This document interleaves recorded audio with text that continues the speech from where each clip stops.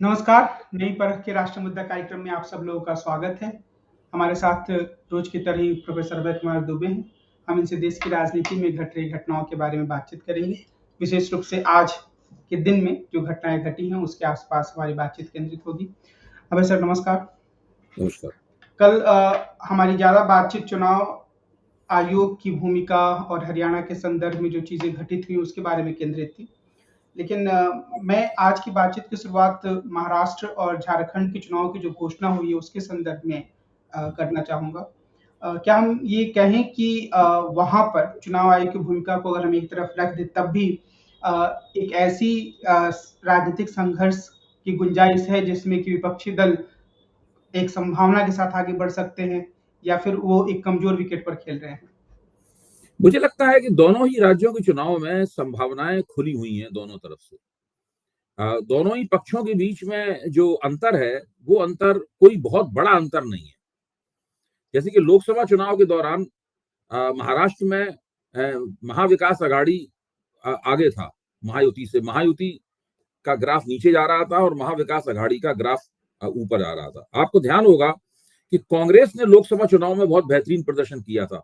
कमल जी, मेरे ख्याल से सभी जितने भी दल थे उसमें सबसे अच्छा प्रदर्शन कांग्रेस का था। कांग्रेस का शायद स्ट्राइक रेट 73% के आसपास था और 80% से ज्यादा का स्ट्राइक रेट तो शरद पवार की राष्ट्रवादी कांग्रेस का था। बाकी सब पार्टी सबसे खराब स्ट्राइक रेट उसमें 32% भारतीय जनता पार्टी का था और उद्धव ठाकरे की शिवसेना का स्ट्राइक रेट भी अच्छा नहीं था। हालांकि महाविकास आघाड़ी ने काफी अच्छा प्रदर्शन किया था और महायुति को काफी बड़ा झटका उससे वहां मिला था। अब सवाल ये है कि क्या इस चुनाव परिणाम को हम सीधे सीधे विधानसभा चुनाव में प्रोजेक्ट कर सकते हैं? नहीं कर सकते, क्योंकि इसमें लोकसभा अलग होता है चुनाव, विधानसभा का चुनाव बिल्कुल अलग होता है। अलग तरीके से मतदाता भी सोचता है, अलग तरीके से टिकट भी बांटे जाते हैं, रणनीति भी भिन्न किस्म की होती है। अब देखिए, चुनाव के करीब 1-1.5 महीने पहले से महायुति की सरकार ने जिस तरह से लाभार्थियों की दुनिया बनाई है, अपने नए लाभार्थियों की दुनिया बनाई है, जिस तरीके से जनता को बहुत बड़े पैमाने पर करोड़ों अरबों रुपए की रियायतें दी गई हैं, उससे क्या हुआ है कि ऐसा माना जा रहा है कि वो लड़ाई में वापस आ गए। लड़ाई से जो बाहर लग रहे थे उन्होंने एक तरह से दोबारा वापसी कर ली है लड़ाई। एक तरह से देखा जाए तो महायुति के लिए ये बहुत ही करो मरो की स्थिति है। उसके अस्तित्व के लिए बहुत बड़ा सवाल है। अगर उन्होंने चुनाव जीतकर सरकार नहीं बनाई तो महायुति खत्म हो जाएगा। ये महायुति का अंतिम चुनाव होगा। महायुति नाम का मोर्चा जो है वो अतीत के गर्भ में चला जाएगा। दोबारा महायुति नहीं बनेगा, मोर्चा बनेगा तो कोई और मोर्चा बनेगा। जबकि आप महाविकास आघाड़ी को देखें, अगर ये चुनाव जीते हारे, महाविकास आघाड़ी ऐसा ही रहने वाला है। जीतने पर और मजबूत होगा, हारने पर कुछ कमजोर हो जाएगा, लेकिन महाविकास आघाड़ी रहेगा। शरद पवार और नाना पटोले और उद्धव ठाकरे की तिकड़ी ही वहां पर गैर भाजपा विपक्ष का नेतृत्व करेगी। तो महाराष्ट्र में बहुत ही कड़ी लड़ाई होने वाली है। उत्तर प्रदेश के बाद ये सबसे बड़ा राज्य है। 288 सीटों की विधानसभा, 48 लोकसभा की सीटें। तो जो महाराष्ट्र में होने वाला है उसके बारे में अगर कोई भविष्यवाणी करता है तो मैं समझता हूँ बड़े दिल गुर्दे वाली बात है कि महाराष्ट्र में क्या होगा इसकी अभी से कोई भविष्यवाणी कर दी है। मैंने पहले भी कहा था कि हम लोगों को निगाह रखनी पड़ेगी कि जो 3-3 घटक हैं दोनों मोर्चों के, दोनों मोर्चे जो आपस में होड़ कर रहे हैं, उनके जो 3-3 घटक हैं, उनके बीच का समन्वय कैसा होता है, वो लोग किस तरीके से सीटों का आपस में बंटवारा करते हैं और फिर टिकटों का बंटवारा कैसा होता है, ये सब चीजें देखनी पड़ेंगी। फिर जो ओबीसी वोट हैं, उन ओबीसी वोटों के ऊपर वोटों को अपनी तरफ आकर्षित करने के लिए कौन क्या रणनीति अपनाता है, क्योंकि महाराष्ट्र के चुनाव में आरक्षण का मुद्दा बहुत महत्वपूर्ण है, जो उतना हरियाणा के चुनाव में आरक्षण का मुद्दा इतना महत्वपूर्ण नहीं था। वैसे देश में हर जगह आरक्षण का मुद्दा किसी न किसी रूप में रहता ही है, लेकिन सीधे सीधे महाराष्ट्र में आरक्षण का प्रश्न बहुत महत्वपूर्ण प्रश्न बन चुका है और वो इस चुनाव को भी काफी गहराई से प्रभावित करने वाला है। जहां तक झारखंड का सवाल है, मैं ये मानता हूं कि झारखंड में आदिवासी किसको वोट देंगे इसके ऊपर काफी कुछ तय होगा। झारखंड मुक्ति मोर्चा एक तरह का विक्टिमहुड लेकर, एक तरह के हेमंत सोरेन के नेतृत्व में इस अपने आप को पीड़ित के रूप में जनता के बीच में पेश करेगा। आदिवासियों के सम्मान की बात जो है वो सामने रखी जाएगी। जिस तरह महाराष्ट्र में कौन असली है, कौन फर्जी है, कौन सही उत्तराधिकारी है, कौन किसने धोखा दिया, कौन गद्दार है, इस प्रकार की बहस होगी, क्योंकि वो राष्ट्रवादी कांग्रेस भी टूटी है और शिवसेना भी टूटी है, वहां पर तोड़ी गई है, मैं तो ये कहूंगा। उसी तरीके से झारखंड में भी इसी तरह की बहसें होंगी, लेकिन उसमें आदिवासी सम्मान का प्रश्न, आदिवासियों का असली नुमाइंदा कौन है, चंपई सोरेन प्लस भाजपा है या झारखंड मुक्ति मोर्चा प्लस कांग्रेस है, आदिवासियों का सही असली नुमाइंदा कौन है। अब देखिए, ये एक दोनों चुनाव बहुत दिलचस्प होंगे और इन दोनों चुनावों से तय होगा कि राष्ट्रीय राजनीति का जो मोमेंटम है, राष्ट्रीय राजनीति का आवेग और दिशा है, वो किधर जाए, किस तरफ जाएगी। क्योंकि हरियाणा महत्वपूर्ण चुनाव था, लेकिन एक छोटा प्रदेश था। जम्मू कश्मीर महत्वपूर्ण चुनाव था, लेकिन जम्मू कश्मीर की स्थिति अलग थी। झारखंड और महाराष्ट्र, और खासतौर से महाराष्ट्र, मैं ये मानता हूं कि महाराष्ट्र के चुनाव का जो नतीजा होगा वो भारतीय राजनीति के मोमेंटम को, उसके आवेग को, उसकी दिशा को ज्यादा प्रभावित करेगा। अभी ऐसा लगता है कि दोनों ही जो गठबंधन है महाराष्ट्र में, उनमें से किसी ने भी मुख्यमंत्री कौन होगा ऐसा कोई चेहरा प्रस्तुत नहीं किया है। ये देखिए, मेरे ख्याल से महायुति में तो ये तकरीबन तय हो गया है कि मुख्यमंत्री, फिलहाल मुख्यमंत्री के चेहरे के तौर पर एकनाथ शिंदे ही सबसे बड़े चेहरे के रूप में सामने आ रहे हैं, क्योंकि देखिए सारी योजनाएं जो हैं वो तो मुख्यमंत्री द्वारा ही उनकी सबकी घोषणा हो रही है। अच्छा, अब अंदर ही अंदर अजित पवार के मन में भी मुख्यमंत्री बनने की महत्वाकांक्षा है, सब लोग जानते हैं। 80 घंटे के लिए देवेंद्र फडणवीस भी मुख्यमंत्री रह चुके हैं, पहले वो मुख्यमंत्री वैसे भी भाजपा के रहे हैं, भाजपा के मुख्यमंत्री पद के चेहरे तो वही हैं। तो वो दोनों चाहेंगे कि एकनाथ शिंदे कमजोर हो जाए, लेकिन अगर एकनाथ शिंदे कमजोर हो गए तो उनका मोर्चा ही हार जाएगा चुनाव। तीनों में से किसी भी पार्टी ने अगर अच्छा प्रदर्शन नहीं किया तो उनके पूरा मोर्चा ही कमजोर होगा, सभी की सत्ता में आने की संभावनाएं जो है वो गड़बड़ा जाएंगी। तो इस तरह से देखा जाए तो इधर कुआं उधर खाई वाली स्थिति है। अगर उन्होंने एकता बद्धों के चुनाव लड़ा, उस स्थिति में एकनाथ शिंदे के ही फिर से एकता बद्धों को चुनाव लड़ा और चुनाव जीते या जीत के करीब पहुंचे, सबसे बड़े मोर्चे के तौर पर उभरे, उस सूरत में एकनाथ शिंदे का ही फिर से मुख्यमंत्री बनने की ज्यादा संभावना है। और अगर उन लोगों के बीच में काटफांस रही, उन लोगों ने एकनाथ शिंदे की टांग खींचने की कोशिश की, तो पूरे मोर्चे की दावेदारी के ढह जाने का अंदेशा है। तो दोनों ही मोर्चों के सामने ये सवाल है कि वो एकता बद्धों के लड़ेंगे या एक दूसरे की टांग खींचेंगे। मेरे ख्याल से समन्वय के लिहाज से ज्यादा बेहतर समन्वय मुझे महाविकास अघाड़ी में दिखाई पड़ता है। उसका कारण ये है कि महाविकास अघाड़ी की जो सबसे छोटी पार्टी है, शरद पवार की राष्ट्रवादी कांग्रेस, वो साइज में जरूर छोटी है, लेकिन शरद पवार की निजी हैसियत के कारण उस पूरे मोर्चे का जो रणनीतिक जो उसका रणनीतिक केंद्र है वो शरद पवार के प्रभाव में है। इसलिए मुझे लगता है कि वो अंततः ज्यादा बेहतर तरीके से सीटों का तालमेल भी कर पाएंगे और ज्यादा अच्छे समन्वय के साथ में चुनाव लड़ेंगे। शरद पवार को भी अपनी जीवन के इस आखिरी दौर में काफी कुछ साबित करना है।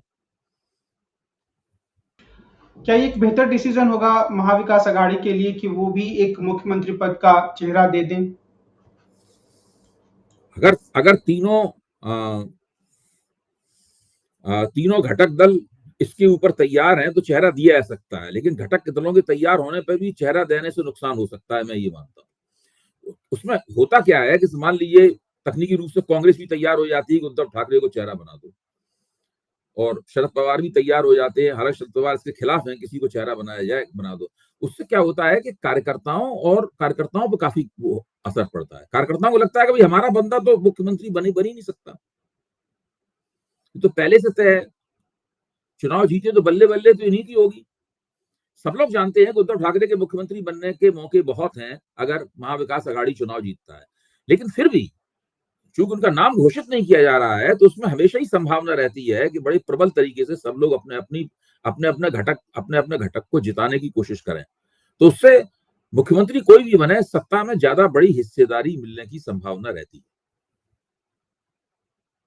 झारखंड में ये तो स्पष्ट है कि अगर हम इंडिया ब्लॉक की बात करें, उसमें जितने भी दल चुनाव लड़े, हो सकता है कि राष्ट्रीय जनता दल भी कुछ सीटों पे चुनाव लड़े, तो उसकी तरफ से हेमंत सोरेन मुख्यमंत्री के चेहरे के रूप में है। तो क्या ये भारतीय जनता पार्टी को एक कमजोर विकेट पे डाल सकता है कि उनके पास सीधे साफ तौर पर कोई चेहरा नहीं है जिसे वो मुख्यमंत्री के रूप में प्रस्तुत कर रहे हैं? या नहीं, आने वाले समय भाजपा में कर सकते हैं? भाजपा इस मामले में वहां पर कमजोर है। देखिए, जो झारखंड में तो हेमंत सोरेन ही मुख्यमंत्री पद के उम्मीदवार है, घोषित रूप से या अघोषित रूप से, जैसे आप चाहें, वो मुख्यमंत्री पद के उम्मीदवार हेमंत सोरेन ही। जिससे हेमंत सोरेन को गिरफ्तार किया गया, उससे सब उनकी संभावनाएं, अगर वो चुनाव जीतते हैं तो उनके मुख्यमंत्री बनने की ही संभावनाएं प्रबल है। भारतीय जनता पार्टी के पास कोई चेहरा नहीं मुख्यमंत्री बनने, क्योंकि जो बाबूलाल मरांडी इसके सबसे बड़े आदिवासी चेहरे हैं, उनको खुद भारतीय जनता पार्टी के अंदर ही बहुत ही मान्यता और स्वीकार्यता नहीं है।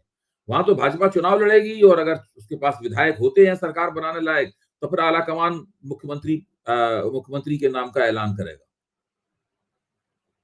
एक चीज जो पिछले कई चुनाव में सामने आ रही है, खासतौर पे लाडली बहन योजना की कामयाबी के बाद, कि महिलाओं को एक मुफ्त राशि देने की जो योजना है, उस पर सारी सरकारें अमल कर रही हैं। महाराष्ट्र सरकार ने भी उसकी घोषणा की है और हेमंत सोरेन ने उसको 2,500 रुपए कर दिया, जो शायद पहले कम पैसे थे, 1,000 रुपए के आसपास था।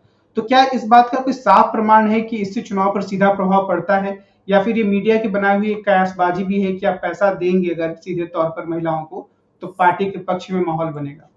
अब देखिए, शिवराज सिंह चौहान ने मध्य प्रदेश में लाडली बहन योजना बनाई थी, ऐलान किया था, और तमाम समीक्षकों का मानना यह था कि इस योजना से भारतीय जनता पार्टी को लाभ हो रहा है, और शिवराज सिंह चौहान के ही की मानस पुत्र थी ये योजना। लेकिन भारतीय जनता पार्टी ने तो जब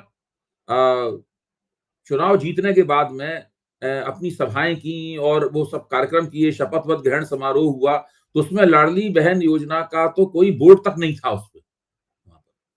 और शिवराज सिंह चौहान का मध्य प्रदेश की राजनीति में क्या हाल हुई हम सब लोग जानते हैं। उनको दूध में मक्खी की तरह निकाल के बाहर फेंक दिया गया, काफी उनको अपमानित किया गया, उनको दिल्ली बुलाया गया, वहां भी उनको कोई आश्वासन नहीं मिला। बाद में जब नई सरकार बनी केंद्र में जाकर, तब कहीं जाकर उनका पुनर्वास वहां पर कृषि मंत्री के तौर पर हुआ है शिवराज सिंह चौहान का। शिवराज सिंह चौहान तो मध्य प्रदेश के चुनाव को जिताने में प्रमुख भूमिका निभाने के बाद में राजनीतिक बियाबान में धकेल दिए गए। लाडली बहन योजना उनके काम नहीं आई, और इसका कोई भारतीय जनता पार्टी के आला कमान ने कभी यह स्वीकार नहीं किया कि लाडली बहन योजना का मध्य प्रदेश का चुनाव जीतने में कोई महत्वपूर्ण उल्लेखनीय भूमिका थी। पहली बात तो यह है। लेकिन इसके बावजूद भी ये लाभार्थी स्कीमों का एक आकर्षण सत्ताधारी दलों के मन में बसा हुआ है। वो लोग अभी तक ये मानने को तैयार नहीं है कि ऐन मौके पर जारी की गई जो लाभार्थी योजनाएं हैं, वो योजनाएं उनके वोट नहीं बढ़ाएंगी। वो योजना तो उनके वोट बढ़ा सकती है जो उन्होंने साल 2 साल पहले चालू की होती है, उसका तो असर मानता, लेकिन जो ऐन मौके पे की जाती है, अब इसे आप महाराष्ट्र में देखिए। महाराष्ट्र में तो महायुति सरकार ने तकरीबन रिकॉर्ड ब्रेकिंग स्टाइल में वहां पर स्कीमों का ऐलान किया है। और न केवल लाडली बहन योजना, महाराष्ट्र में एक लाडला भाई योजना बनाई गई है, और लाडला भाई योजना लाडली बहन योजना से भी ज्यादा महंगी और आकर्षक योजना है। वो लोग बेरोजगार नौजवानों को विशेष रूप से संबोधित कर रहे हैं, और 3 स्तर हैं उसके अंदर इंटर पास करने वाला, 12वीं पास करने वाला नौजवान, डिप्लोमा करने वाला नौजवान और स्नातक परीक्षा देने वाला नौजवान। इन तीनों को पैसे, इन दोनों को अच्छे खासे 6,000, 8,000 और 10,000 रुपए तक देने का प्रावधान वहां पर किया गया है। अभी और बारीकी भी जाने की जरूरत है कि कैसे लोग उस योजना में अपने आप को रजिस्टर कर सकते हैं। मान लीजिए एक घर के अंदर एक घर का युवक, एक घर का बच्चा ग्रेजुएशन कर रहा है, दूसरा घर का बच्चा एक डिप्लोमा कर रहा है और तीसरा 12वीं पास कर रहा है, तो तीनों को योजना में प्राप्त होगा। मतलब किस तरीके से क्या होगा, ये सब बातें अभी देखने की हैं। लेकिन वो योजना बहुत ही आकर्षक मानी जा रही है, और भारतीय जनता पार्टी के समर्थकों को इस योजना से बहुत ज्यादा उम्मीद है। इस तरह की योजनाओं की वजह से महायुति को कम से कम प्रचार के जरिए और धारणा के स्तर पर ये एक इस तरह का माहौल बना है कि वो महाराष्ट्र की राजनीतिक लड़ाई में वापस आ गई है। हालांकि मेरी मान्यता ये है, इसको मैं कई बार कह भी चुका हूं नई परख के मंच पर, कि चुनाव के ठीक पहले जो योजनाएं इस तरह की बनाई जाती हैं, उन योजनाओं से चुनाव में कोई विशेष फायदा नहीं होता। एक चीज और है जो अजीत पवार की पार्टी है, यानी कि वही मुख्य अभी एनसीपी मानी जाती है, तो उसके बारे में कहा जा रहा है कि उसमें मुस्लिमों को एक खास तरीके से प्रतिनिधित्व देने की बात कही गई है कि उनको टिकट दिया जाएगा शायद 10% तक। तो क्या इस बात की संभावना बन सकती है कि ये मुस्लिमों का एक वोट जो है वो एनसीपी से जुड़े और उसका फायदा भारतीय जनता पार्टी के गठबंधन को हो? देखिए, राष्ट्रवादी कांग्रेस का इतिहास तो मुसलमान विरोधी इतिहास नहीं है। अजित पवार ने तो कभी कोई मुसलमान विरोधी राजनीति नहीं की है, और मुझे नहीं लगता है जब से महायुति में आए तब से उन्होंने कोई हेमंत विश्व शर्मा वाला रवैया तो उन्होंने नहीं अख्तियार किया है। हेमंत विश्व शर्मा तो बहुत ज्यादा भाजपा, शुभेंदु अधिकारी और हेमंत विश्व शर्मा तो भाजपा के और आरएसएस के लोगों से भी ज्यादा बड़े मुसलमानों के निंदक हो गए। मुसलमानों के खिलाफ घिनौने प्रचार करने में ये लोग जुट गए, बहुत ज्यादा बड़े हिंदूवादी साबित हुए। ऐसा अजित पवार ने नहीं किया है। और अजित पवार का मुसलमान वोटों पे कुछ क्लेम है, इस बात को वहां पे भारतीय जनता पार्टी और एकनाथ शिंदे की पार्टी भी समझती है। इसीलिए उन्होंने शायद उनके कहने पर ही वहां पे इमामों के जो पैसे बढ़ाए गए, इमामों की तनख्वाह जो बढ़ाई गई है और मुसलमानों को टिकट देने वाली बात जो है, उनके कहने पर ही इस नीति को उन्होंने अपनी चुनावी रणनीति में शामिल किया है। अब ये देखने की बात है कि अजित पवार के जरिए महायुति को मुसलमानों के वोट मिलते हैं या नहीं मिलते हैं। मुसलमानों के वोट केवल वहीं मिलते हैं जहां अजित पवार के उम्मीदवार होंगे, या मुसलमानों के वोट केवल अजित पवार के मुसलमान उम्मीदवारों को भी मिलेंगे या उनको भी नहीं मिलेंगे। ये चीज देखने लायक होगी। इससे यह भी पता चलेगा कि भारतीय जनता पार्टी के साथ अगर कोई मुसलमानों में अच्छी छवि रखने वाली कोई पार्टी और नेता जुड़ता है तो मुसलमान वोटों की उसके प्रति रवैया क्या होता है। आप बताइए, बिहार में नीतीश कुमार ने कभी मुसलमान विरोधी राजनीति नहीं की। भाजपा के साथ मुद्दतों से जुड़े हुए हैं, लेकिन उन्हें मुसलमान विरोधी नेता नहीं माना जाता, उनकी पार्टी को भी मुसलमान विरोधी नहीं माना जाता। क्या नीतीश कुमार को मुसलमानों के वोट आज की स्थिति में मिलने की संभावना है बिहार में? ये सारे वोट आरजेडी और कांग्रेस को ही मिलेंगे? आप बताइए। नहीं, मुझे लगता है कि कुछ खास जगहों पर, जैसे आपने कहा कि उनके उम्मीदवार हैं और उनके भरोसेमंद लोग हैं, तो उनको जरूर उनका वोट मिलेगा कुछ। इसका मतलब ये चीज मुसलमानों के वोट में अपवाद स्वरूप ही मिलेंगे। बिहार के संदर्भ में ही मैं एक आखिरी प्रश्न करना चाहूंगा आज की बातचीत के लिए। गिरिराज सिंह, जो कि भारतीय जनता पार्टी के कद्दावर नेता हैं और काफी हिंदू मुस्लिम ध्रुवीकरण वाले बयान देते रहते हैं, वो एक हिंदू स्वाभिमान यात्रा पर निकले हैं, या तो आज से निकल चुके हैं या कल से निकलेंगे, और 4 दिन की यात्रा है और सीमांचल के इलाकों से होकर गुजरेगी जो मुस्लिम बहुल माने जाते हैं। जनता दल यूनाइटेड के नेताओं ने इस पर एक सवाल खड़ा किया है कि उनको संविधान लेकर जाना चाहिए या यात्रा सही नहीं है। तो इस यात्रा को हम किस रूप में देखें? क्या भारतीय जनता पार्टी के भीतर एक छटपटाहट है कि ध्रुवीकरण की राजनीति को बिहार में बढ़ावा दिया जाए, अपने पैरों पर खड़े हो? देखिए, भारतीय जनता पार्टी बिहार में एक बहुत बड़ी लॉबी हमेशा से रही है, वो जो मानती है कि उनको बिहार में अकेले चुनाव लड़ना चाहिए। उन्हें नीतीश कुमार के साथ अपने गठजोड़ को तोड़ देना चाहिए। ये ठीक है कि पिछली बार वो लोग जब अकेले चुनाव लड़े थे तो लालू यादव और नीतीश ने मिलकर उनको हरा दिया था और वो काफी अपमानजनक पराजय थी। उससे नरेंद्र मोदी का सिंहासन डावाडोल हो गया था। दिल्ली की पराजय को और 2015 में हुई और बिहार की पराजय को जोड़ दिया जाए तो एक बार नरेंद्र मोदी के भविष्य के ऊपर एक सवालिया निशान उससे लग गया था। अच्छा, अब ये जो थीसिस है पूरी की पूरी, ये थीसिस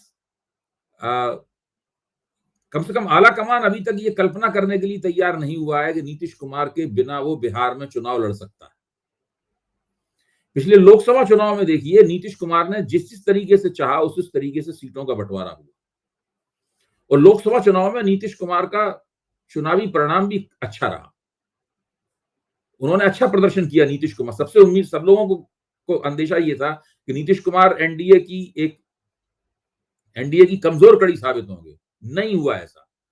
नीतीश कुमार एनडीए की कमजोर कड़ी साबित नहीं हुए।